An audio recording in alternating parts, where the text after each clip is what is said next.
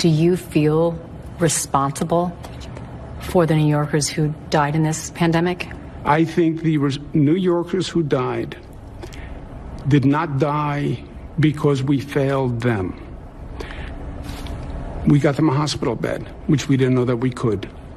We got them a nurse with PPE, with a mask, with a gown. We got them a doctor. We got them a ventilator. Everyone who died, we did everything we could. And you believe, having covered it, that the policy decision, the governor's decision to allow or to prevent the exclusion of infected patients from assisted living and nursing homes contributed to this? I do. And that's one of the reasons why I'm speaking out, Tucker, is because I have not seen the coverage of this. You've covered it. Martha's covered it. The New York Post has covered it.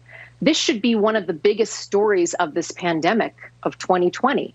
20% of our lost loved ones are from nursing homes.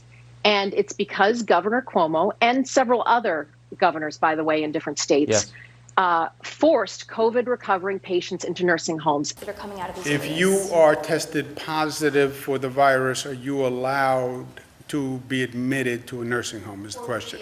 Or readmitted? Yeah. It's a good question. I don't know.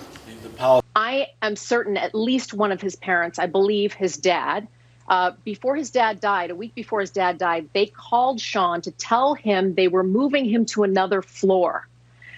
And I believe that floor was used for recovering COVID patients. I can't prove that. We can't get any confirmation on any of this. And by the way, he didn't find out until the death certificate came in that he was COVID. He got a call on a Saturday morning that his dad was not feeling well, and 3 hours later, he was dead.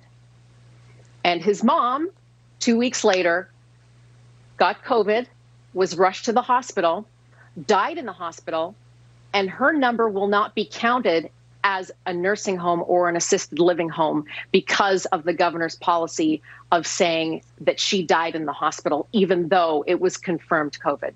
Counter what Joyce said really quickly. Do you think Chris Cuomo cared about people's health when he moved old people around to nursing homes that were COVID positive and a lot of people died, including my friend Janice Dean's mother-in-law and father-in-law?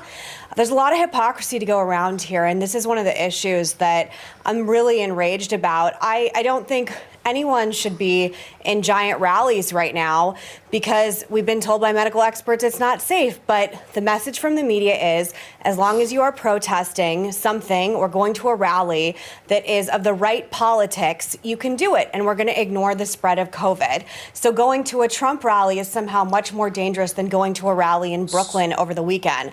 I'm removing politics from this because I haven't protested anything and I'm not planning on, or protested in person, and I'm not planning on going to the Trump rally, obviously.